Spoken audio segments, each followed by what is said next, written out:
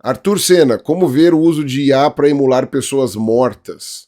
Tanta credibilidade quanto a psicografia permite que após a morte você crie uma versão sua em IA. Ai, eu acho isso mórbido e acho isso horrível, eu acho isso nauseante e ultrajante. Tudo bem, quem detém os direitos da pessoa morta tecnicamente é a família, que eu também acho que isso não necessariamente deveria funcionar. Eu acho que a pessoa deveria deixar isso por escrito. Mas depois que morreu também, foda-se, né? Depois que morreu, né, eu pelo menos não vou estar aqui para me preocupar. Mas eu acho isso nojento para quem tá vivo mesmo. Tipo, sabe, para mim parece um vilipêndio. Eu sei lá, me soa estranho. Me soa estranho. Não pela pessoa que morreu, porque a pessoa não tá mais sentindo nada, mas me soa esquisito. Sei lá, porque para nós que estamos vivos é importante que o que se sabe de tal pessoa, de tal figura, seja próximo da verdade, da realidade. Mas assim, para mim entra na mesmo tipo de coisa do lance do bebê reborn, em alguns aspectos, do ponto de vista psicológico, tá? Eu acho que na prática não é a mesma coisa. O bebê reborn me soa inofensivo, e essa caso de emular pessoas mortas não me soa inofensivo. Mas me parece a mesma coisa, tipo, é uma maneira de você extravasar uma carência afetiva, no caso do bebê reborn, por uma carência afetiva generalizada, sei lá, e no caso de uma pessoa específica que morreu, a carência da saudade que você tem daquela pessoa. Mas também acho que isso pode ser muito prejudicial por não entender rito de passagem, tá ligado? Tem pessoas que morrem, que são pessoas que estão naquela casa de pessoas que não deveriam ter morrido, ou que não podiam ter morrido naquele momento. Entendeu? Eu posso citar algumas, entendeu? Eu já falei isso em outros cortes. Tinha um advogado que era muito, muito amigo do meu pai, que ele morreu de mal súbito, assim. Foi muito do nada. E o que acontece? Ele deixou um buraco de conexões, sabe? Totalmente vazio.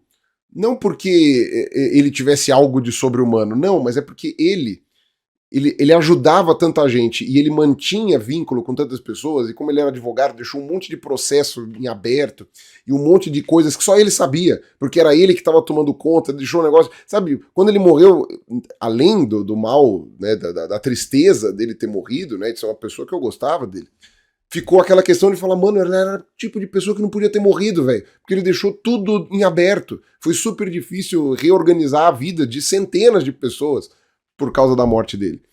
E outra pessoa também, e também por uma questão afetiva, tá? Não pensa que eu tô falando só da questão profissional. Tem uma outra pessoa também que morreu e, na minha cabeça, também serviu de desestabilização de uma série de vínculos de pessoas, que foi minha avó. A minha avó morreu, ela tinha 67 anos. Morreu cedo para uma mulher, né? Mesmo naquela época, 67 era pouco, né? Espera-se que mulheres vivam mais do que os homens e que vivessem, sabe, sei lá, pelo menos mais de 70. Não viveu, morreu com 67. E eu era criança. E foi um ponto de desestabilização gigantesco da família. Da família como um todo. Até da família externa, entendeu? Foi muito pesado a morte dela. E foi uma coisa que ninguém se recuperou desde os anos 80, quando ela faleceu. Então, eu fico imaginando que, para ser um ser humano, a gente precisa passar pelo rito do luto. Sabe, isso precisa ser ensinado para as pessoas. Bom, por causa da má aceitação que a gente tem com a morte, os humanos inventaram religião, os humanos tentaram correr atrás de elixir da vida, os humanos tentam desesperadamente viver mais e fazer com que os seus entes queridos não se vão, e caso se vão, criar essa ilusão de poder encontrá-los de novo depois que morrer ou qualquer outra coisa assim. Mas isso a meu ver, é uma questão psicológica mal resolvida dos humanos. É a merda de saber que vai morrer, é a merda de não aceitar a finitude, é a merda de não aceitar o fim da linha. E aí, sabe, você vê gente se enganando, achando que vai morrer, vivendo para morrer e encontrar outra pessoa. Vivendo, às vezes se enganando que a outra pessoa morreu. Às vezes não conseguindo superar um trauma, sei lá, em décadas de vida.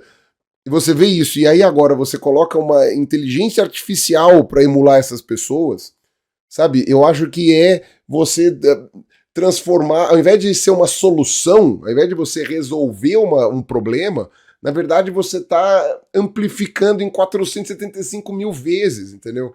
Você tá colocando as pessoas em uma bolha de falta de realidade, sabe? De desapego da realidade. Não tem nada que eu veja como mais perigoso como um desapego da realidade. Eu acho isso horrível. E aí por isso que eu acho de mau gosto, entendeu? Eu acho de mau gosto. E a gente não tá falando, por exemplo, de um aspecto cultural que nem os nativos da Nova Guiné, que algumas etnias lá, que a Nova Guiné é um dos lugares com mais riqueza étnica do mundo, né, por quilômetro quadrado. Em algumas etnias da Nova Guiné, você tinha o hábito do pessoal de guardar os cadáveres dos entes queridos dentro de casa, não aceitar que eles morreram porque diz que eles continuam vivos lá com o negócio.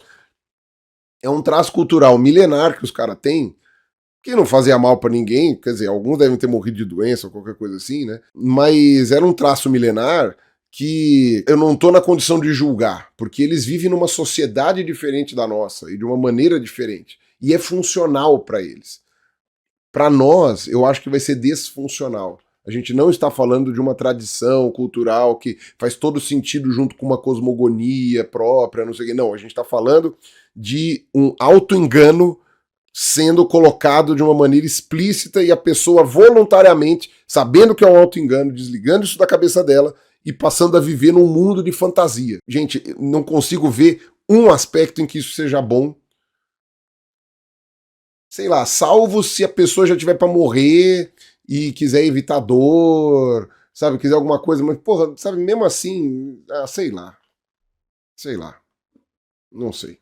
Desculpa, me exaltei de novo. E sem voz.